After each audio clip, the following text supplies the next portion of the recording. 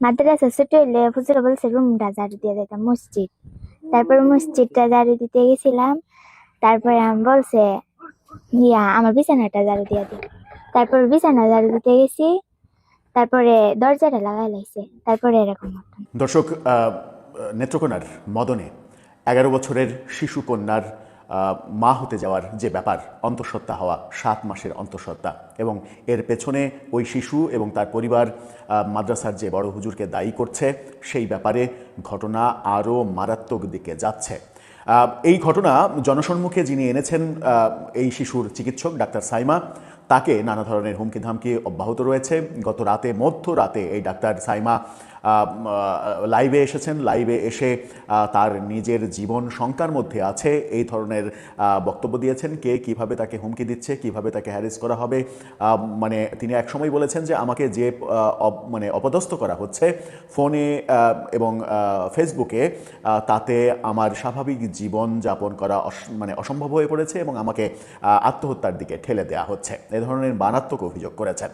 গত 4-5 দিনে অন্তত 12 থেকে 15টা এরকম ঘটনা গণমাধ্যমে চাঞ্চল্যের সৃষ্টি করেছে। ফেসবুক স্ক্রল করলেই, গণমাধ্যমে নিউজ খুঁজলেই যেন এই খবরগুলোই সামনে আসছে। এরকম ভয়ঙ্কর পরিণতির দিকে চলে যাচ্ছে আমাদের সমাজ। আমরা সেগুলো একটু মানে আমাদের নজরে যেগুলো এসেছে সেগুলো নিয়ে কথা বলতে চাই। নেত্রকোনার মদন উপজেলার এই ব্যাপারটা তো বলতে চাই যে বক্তব্য দিয়ে আপনারা এই ভিডিওটা দেখা শুরু করলেন। শিশুর 11 বছরের শিশু কন্যার তার নিজের মুখের বক্তব্য। সে নিজের মুখে বলছে যে এই হুজুর ছাড়া আর কারো সঙ্গে এই ধরনের কোনো সম্পর্ক তার হয়নি। এই হুজুরই তার এই সর্বনাশটা করেছে এবং কিভাবে করেছে ডাক্তার যেভাবে বর্ণনা দিয়েছেন সেভাবেই, ওই বারান্দা ঝাড়ু দেওয়া, মসজিদের বারান্দা ঝাড়ু দেওয়া, তারপরে তার নিজের ঘর ঝাড়ু দিতে বলা, তারপরে ঘরের মধ্যে যে ঘর মানে দরজা আটকে দিয়ে তার সঙ্গে এই কর্মকাণ্ড করা এবং ক্রমাগতভাবে দিনের পর দিন তাকে ভয় দেখিয়ে, তাকে, তার মাকে, নানিকে মারার ভয় দেখিয়ে এই ধরনের কর্মকাণ্ড করা, এই ব্যাপারগুলো সামনে আসছে। আবার এর মানে এই হুজুরের পক্ষে যারা দাঁড়ানোর চেষ্টা করছে তারা যেটা বলার চেষ্টা করছে, এমনকি এই ঘটনায় যে দোষী সে নিজে সামাজিক যোগাযোগ মাধ্যমে লাইভে এসে বলছে যে এই শিশু নাকি তার নানার সঙ্গে শুয়ে থাকে, এই নানার সঙ্গে এগুলো করেছে এবং নানা এই কর্মকাণ্ডগুলো করে হুজুরের উপরে চাপিয়ে দিচ্ছে। এ ধরনের ভয়ঙ্কর মানে নির্মম কথাও সে বলেছে নিজেকে বাঁচানোর জন্য। এখন পুলিশের কর্তব্য হবে প্রকৃত অপরাধী কে সেটা খুঁজে বের করা। হতে পারে যে এই মাদ্রাসার যিনি প্রধান তাকে দায়ী করা হচ্ছে, হতে পারে তিনি নির্দোষ, কিন্তু তিনি নির্দোষ নাকি দোষী এটা প্রমাণের তো ওয়ে রয়েছে। শিশু নিজে যখন বলছে, একজন শিশু যখন নিজে অভিযোগ করে যে এই কাজ কে করেছে তার সঙ্গে, এরপরে নতুন করে ডিএনএ টেস্টে এটা মিথ্যা না হওয়া পর্যন্ত আমরা অবশ্যই যার বিরুদ্ধে অভিযোগ উঠেছে তাকেই অপরাধী ধরবো এবং পুলিশ তাকে অ্যারেস্ট করে তাকে রিমান্ডে নিয়ে প্রকৃত তথ্য খুব সহজেই বের করতে পারে। কিন্তু এখন পর্যন্ত তাকে অ্যারেস্ট করার ঘটনা আমরা দেখিনি। চলুন গত 4-5 দিনে কি ভয়াবহ ঘটনা বাংলাদেশের বিভিন্ন অঞ্চল থেকে আসছে, পাশাপাশি নেত্রকোনার মদনের এই ঘটনা কোন দিকে মোড় নিচ্ছে সেটা নিয়ে আলোচনা করে বোঝার চেষ্টা করি কোন সমাজে আমরা বাস করছি। থাকবেন পলিটিক্স টিভির নিয়মিত আয়োজন। বলছিলাম গত কয়েকদিনে সারা দেশে যে ভয়ঙ্কর চিত্রগুলো উঠে আসতে আমরা দেখছি, সেই ভয়ঙ্কর চিত্রগুলো একটা অন্যরকম পরিস্থিতি দিচ্ছে। এই নেত্রকোনার ঘটনাতে ডাক্তার নিজের জীবন আশঙ্কার মধ্যে পড়েছে বলে দাবি করছে। তাকে নিয়ে ফেসবুকে নানা ধরনের পোস্ট দেওয়া হচ্ছে, তাকে হুমকি ধামকি দেওয়া হচ্ছে। তিনি নিজে লাইভে এসে নিজের জীবন বিপন্ন এবং স্বয়ং প্রধানমন্ত্রীর দৃষ্টি আকর্ষণ তিনি করছেন। এরই মাঝে এই যার বিরুদ্ধে অভিযোগ, সে ফেসবুকে লাইভ করে দাবি করছে যে এই শিশু ঢাকায় ছিল, তার মা তার মাদ্রাসা থেকে ঢাকায় নিয়ে গিয়েছিল, ঢাকা থেকে তার নানা জোর করে এই শিশুকে আবার বাড়িতে নিয়ে এসে আমার মাদ্রাসায় আবার দিয়েছে। 1 বছর পরে সে মাদ্রাসা থেকে চলে গিয়েছিল। সেই বাড়িতে এনে আবার আমার মাদ্রাসায় দেওয়ার পেছনে আমরা জানতে পেরেছি যে এই নানা এই শিশুটির সঙ্গে এরকম আচরণ করে এবং তার নানা তার লিপ্সা পূরণের জন্য শিশুটিকে দূরে না রেখে নিজের কাছে এনেছে। এরকম ভয়ঙ্কর কুরুচিপূর্ণ কথাও সে বলেছে নিজেকে বাঁচানোর জন্য। আমরা চলুন একটু দৃষ্টি দিই যে সারা দেশে গত কয়েকদিনে কত ভয়ঙ্কর চিত্রগুলো উঠে আসলো। প্রথমে আপনারা এই ফটোকার্ডটা দেখুন বাংলা টিভির। সেখানে বলা হচ্ছে, নোয়াখালীতে প্রশিক্ষণার্থীকে বালাৎকারের অভিযোগে শিক্ষক গ্রেপ্তার। 11 বছরের শিশু কন্যার মা হতে যাওয়া 4 মাসের অন্তঃসত্ত্বা। 11 বছরের শিশু কন্যার মা হতে যাওয়া 4 মাসের অন্তঃসত্ত্বা। 11 বছরের শিশু কন্যার মা হতে যাওয়া 4 মাসের অন্তঃসত্ত্বা। নোয়াখালীর ঘটনা এটা। এই খবরটা গতকালকের পত্রিকায় এই খবরটা হয়েছে। এরপরে দেখুন, শ্রেণীকক্ষে ছাত্রীকে ওই ওই সরকারি বিদ্যালয়ের প্রধান শিক্ষক আটক। তার বেশভূষা মানে লেবাস সবগুলোই বলা যায় যে এই লেবাস কাদের থাকে কিংবা এই লেবাসধারী কারা। এরপরে আরটিভির এই শিরোনামটা দেখুন, এখানে বলা হচ্ছে ইতালির কিশোরীকে ওই করে পালিয়েছেন বাংলাদেশি যুবক। মানে আমার সমাজ, আমার দেশের নাগরিক কোথায় যাচ্ছি আমরা? মানে শুধুমাত্র হ্যাঁ, সংখ্যাগরিষ্ঠ যত ঘটনা গত 4-5 দিনে উঠে এসেছে তার মধ্যে 95%ই মাদ্রাসা শিক্ষক কিংবা মাদ্রাসা কেন্দ্রিক ঘটনা, কিংবা তারও বেশি 98-9%ই এটা 1-2টা ঘটনা ঘটেছে যেগুলো মাদ্রাসার বাইরে। এরপরে বলা হচ্ছে যে এনটিভি উপবৃত্তির প্রলোভনে ছাত্রীকে শ্লীলতাহানির চেষ্টা, গণধুলায়ে শিক্ষক হাসপাতালে। এর পরে ওই যে নির্মম ঘটনা নিয়ে আমরা আলোচনার সূত্রপাত করেছি নেত্রকোনার মদনে, সেই খবরটাও গণমাধ্যমে নানাভাবে আসছে। এই গণমাধ্যমের খবরটা দেখুন, সেখানে বলা হচ্ছে যে ঢাকা পোস্টের শিক্ষকের বিরুদ্ধে অভিযোগ, 12 বছরের মাদ্রাসা ছাত্রী 7 মাসের অন্তঃসত্ত্বা, জীবন নিয়ে শঙ্কা। এখানেও কিন্তু টেকনিক্যালি শিক্ষকের বিরুদ্ধে অভিযোগ। এই কথা কেন এই ফটোকার্ডটা দেখালাম, এখানে বলা হচ্ছে শিক্ষকের বিরুদ্ধে অভিযোগ, কিন্তু এখানে বলা হচ্ছে না মাদ্রাসা শিক্ষকের বিরুদ্ধে অভিযোগ। মানে ওটা বলতে সম্ভবত গণমাধ্যমেরও একটু ভয় লাগে কিংবা লজ্জাবোধ হয়, কিংবা ওই ভাসুরের নাম মুখে নেব, ব্যাপারটা কেমন, মানে মাদ্রাসা কলঙ্কিত, একটা মাদ্রাসা কিংবা 5টা মাদ্রাসা কলঙ্কিত হলে পুরো মাদ্রাসা শিক্ষা ব্যবস্থা কলঙ্কিত হয়ে যাবে, এই ভয় অনেকের মধ্যে কাজ করে। কিন্তু তা কেন হবে? যে সকল মাদ্রাসায় এই ঘটনাগুলো ঘটছে, যারা ঘটাচ্ছে তাদের বিরুদ্ধে অ্যাকশন নিলেই তো ঘটনা থেমে যায়। যে মাদ্রাসাগুলোতে একের পর এক এই ঘটনাগুলো ঘটছে সেগুলো বন্ধ করে দিন, যারা ঘটাচ্ছে তাদেরকে সর্বোচ্চ শাস্তি নিশ্চিত করুন, তাহলে এই ঘটনাগুলো আর ঘটবে না। এরপরে বলা হচ্ছে দেখুন, আরটিভিরই বলছে ধর্ষণ মামলায় এনসিপি নেতার বাবা কারাগারে। তার বাবা কারাগারে, এই ঘটনা বলা হচ্ছে। নিউ ইয়র্ক থেকে খবর এসেছে, বিডি নিউজ 24 এই খবরটা দিচ্ছে। নিউ ইয়র্কে মসজিদে 2 শিশুকে নিপীড়নের মামলায় বাংলাদেশি ইমাম গ্রেপ্তার। এই নিউ ইয়র্কেও বাদ যাচ্ছে না। এরপরে আসছে চট্টগ্রামে, বিডি নিউজ 24 বলছে চট্টগ্রামে ছাত্রকে যৌন হয়রানি, মাদ্রাসা শিক্ষক গ্রেপ্তার। এরকম ভয়ঙ্কর চিত্রের মধ্যে আমরা আছি, কিন্তু বেশিরভাগ ক্ষেত্রেই আমরা পুলিশকে নির্বিকার থাকতে দেখি। বিশেষ করে মাদ্রাসায় যখন বালাৎকারের ঘটনা ঘটে তখন পুলিশ গ্রেপ্তার করার অভিযানে যায় না, কিংবা পুলিশ নির্বিকার থাকে, এরকম ব্যাপার দেখি। অথচ আমরা দেখি যে পুলিশ ছাত্রলীগ ধরতে কিন্তু খুবই পটু। ছাত্রলীগ পাইলেই ধরে, ছাত্রলীগ যে কোনো ইস্যু পাইলে কিংবা না পাইলে তারা ধরে ফেলে। মানে ওইটাতে বেশি ক্রেডিট পাওয়া যায় কিংবা বাহবা পাওয়া যায়, সেই কারণেই বোধহয় এই কাজটা করে। যেমন দেখুন যে এই ঘটনাটা ঘটেছে চট্টগ্রামে অন্যান্য ঘটনা যখন চাঞ্চল্যের সৃষ্টি করছে, সেই ব্যাপারে পুলিশের নির্বিকার অবস্থা যখন দেখছি, তখন এই ঘটনাটা দেখুন, যেখানে বলা হচ্ছে হাটহাজারীতে বিশেষ অভিযানে যুবলীগ ছাত্রলীগের 10 নেতাকর্মী আটক। একদিন আগে একটা রেস্টুরেন্টে অভিযান চালিয়ে 14 জন ছাত্রলীগের নেতাকে, রেস্টুরেন্টে তারা খাচ্ছে, তাদেরকে গ্রেপ্তার করে নিয়ে গেল যে তারা দেশবিরোধী কর্মকাণ্ড করছে।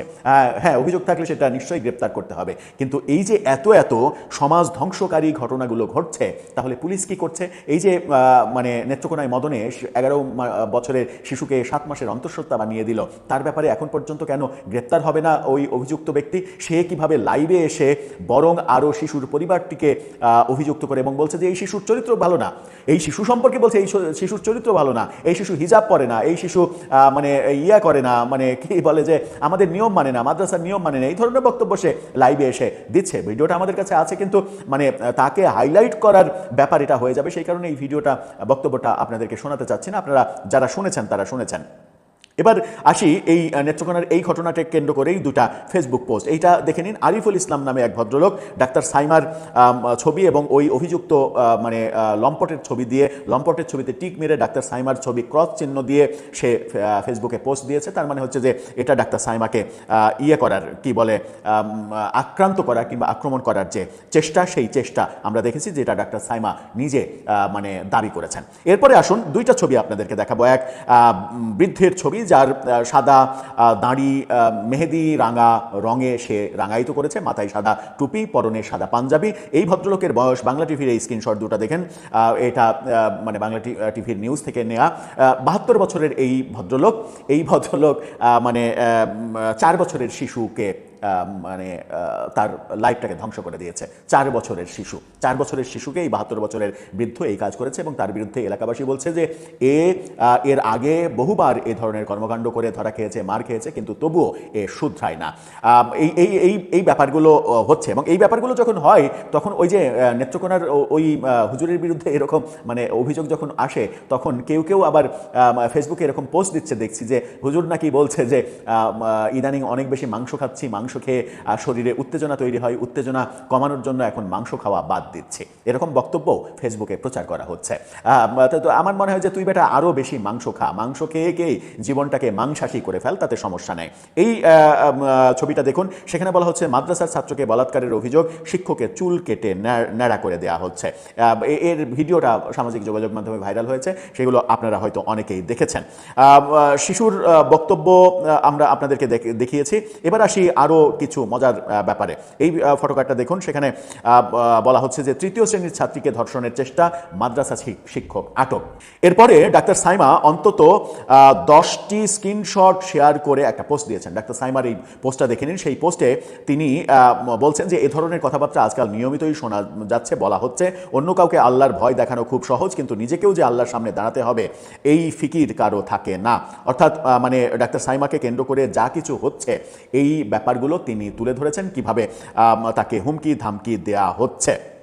এদিকে আমরা দেখছি যে এই ঘটনাকে কেন্দ্র করে মানে আবু তোহা মানে মানে বেশ জনপ্রিয় ওয়াজি আবু তোহার স্ত্রী দাবি করা একজন সাবিকুন নাহার সারা, তিনি সালাউদ্দিন আম্মারের একটা পোস্ট শেয়ার করে তিনি লিখেছেন, এই পোস্টটা দেখে নিন। তিনি লিখেছেন যে এই কাঠামোতে হাতটা দিবে কে?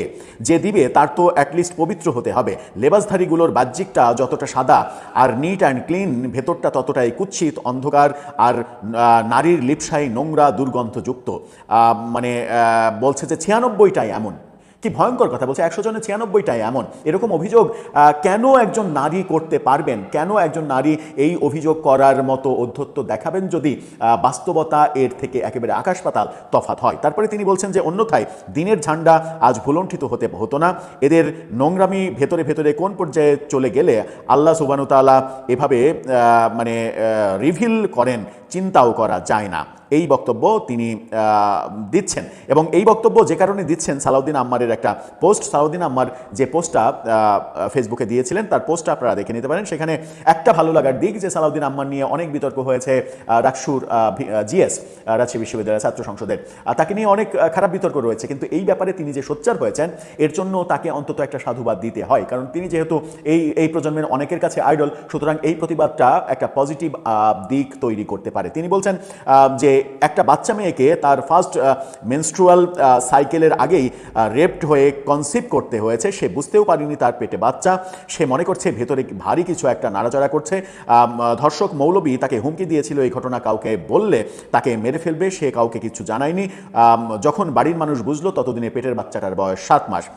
বেশ বড় পোস্ট। শেষে তিনি লিখেছেন এক মাদ্রাসার ধর্ষক গ্রেপ্তার হয়, আর এক মাদ্রাসায় ধর্ষণ নিপীড়ন চলে, কিন্তু এই যে ধর্ষণের পেছনে যে কাঠামোটা কাজ করছে এখানে কেউ হাত দেয় না, ফলে এই বাচ্চা ছেলে মেয়েদের মৌলবী নামক কিছু রাক্ষস ধর্ষকদের হাত থেকে রক্ষা করার কোনো উপায় আমরা আপাতত দেখছি না।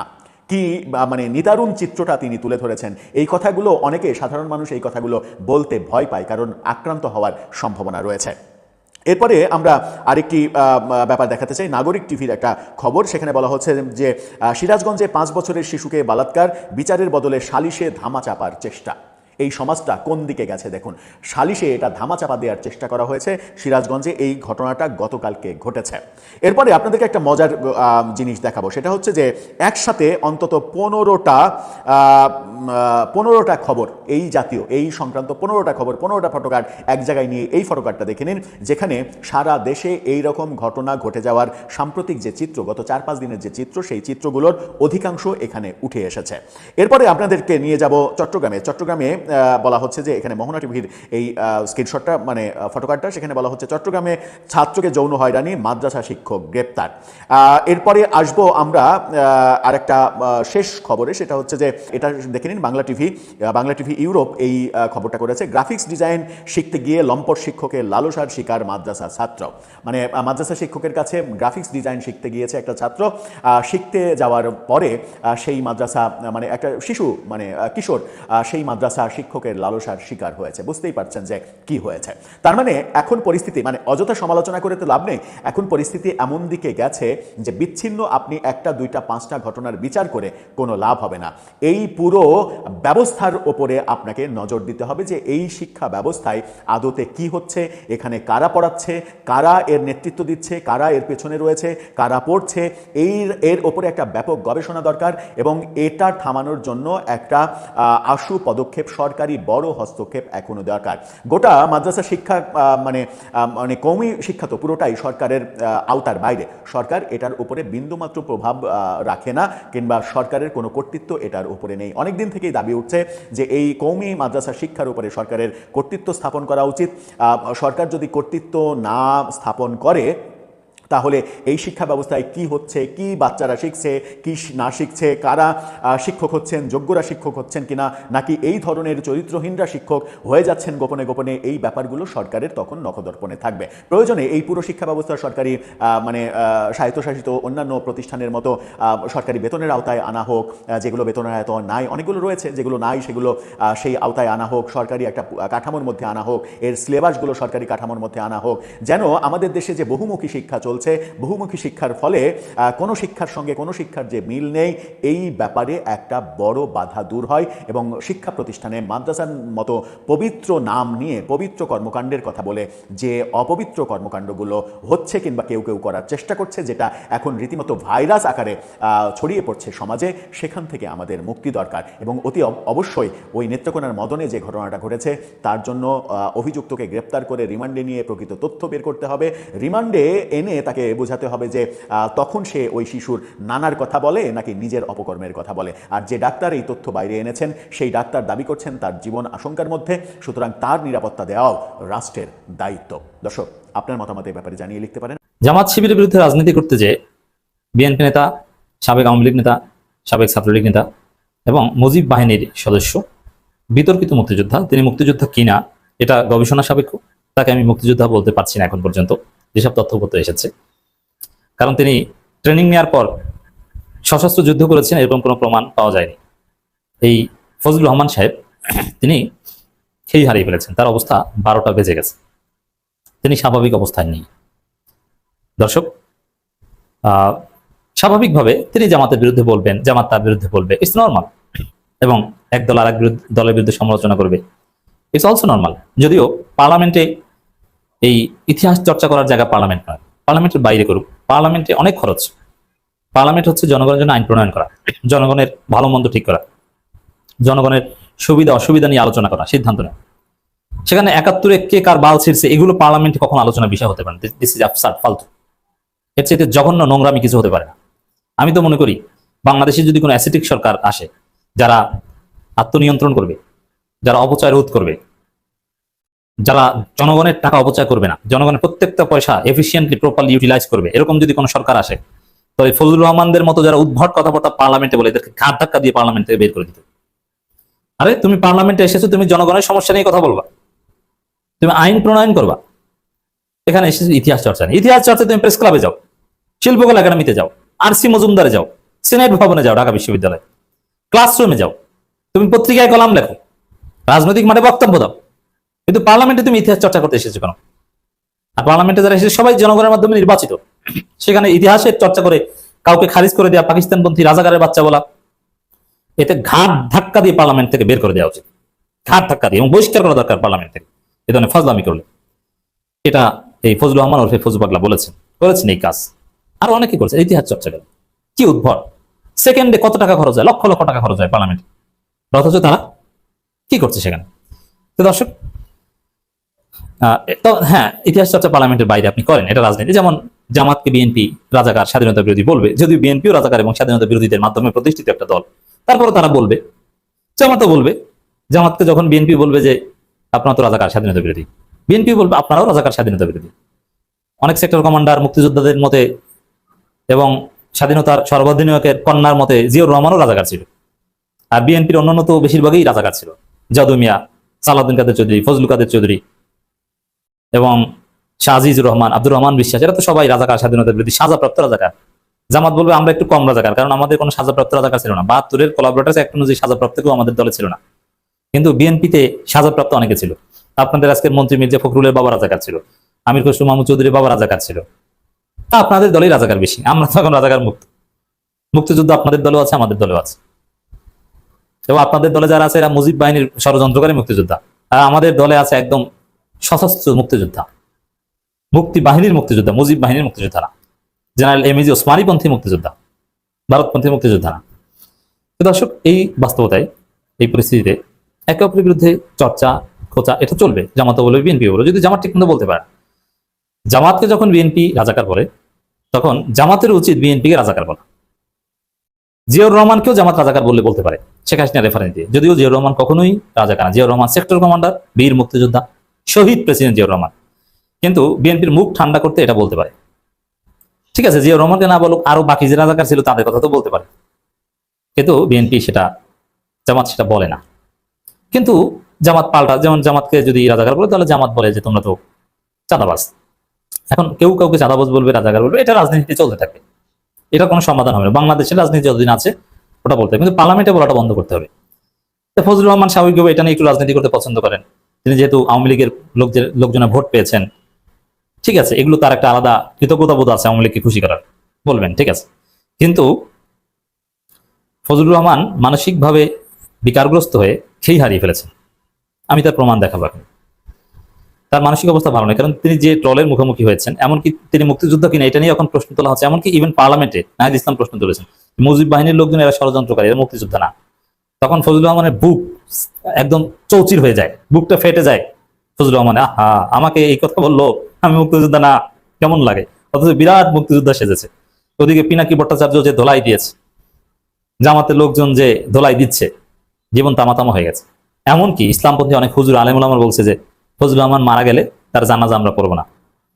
এতে ফজলুর রহমানের মানসিক অবস্থা খুব খারাপ হয়ে গেছে। একজন রাজনীতিবিদ তার জানাজা কে পড়বে কি পড়বে না, বা এইসব বিষয় নিয়ে কোনো কথা বলতে পারে না। বুঝতে হবে যে তার অবস্থা ভালো না, তিনি মানসিকভাবে বিপর্যস্ত হয়ে পড়েছেন। ফজলুর রহমান নিজে তার জানাজা কে পড়াবে কি পড়াবে না এগুলো নিয়ে বক্তব্য দিচ্ছে। চিন্তা করেন কত নিচে নামতে পারে। মানসিকভাবে হতাশাগ্রস্ত হয়ে, বিকারগ্রস্ত হয়ে তারা জানাজা কে পড়বে পড়বে না, পড়াবে না, এইসব নিয়ে কথা বলছে। দেখেন, এটা নিয়ে সমস্ত গণমাধ্যম রিপোর্ট করছে, ফজলুর রহমানের জানাজা কারা পড়াবেন কারা পড়াবেন। ওদিকে আমার প্রিয় ভাই গোলাম মোল্লা রনি বলেছেন যে আমি ফজলুর রহমানের জানাজা পড়াবো, তো গোলাম মোল্লা রনির মতো হুজুররা জানাজা পড়াবে। এটা নিয়ে ট্রল হচ্ছে, এতে তাকে মানসিকভাবে পীড়া দিচ্ছে। আর এই জন্য তিনি নিজে এটা নিয়ে কথা বলছেন। তিনি যদি মানসিকভাবে সুস্থ থাকতেন, অথবা জামাত শিবির বিরোধী রাজনীতি যদি সুন্দরভাবে স্মার্টলি করতে পারতেন, ধরা না খেতেন, তাহলে এইসব জানাজা এইসব বিষয় নিয়ে তিনি কথাই বলতেন না। তিনি ৭১ নিয়েই পড়ে থাকতেন।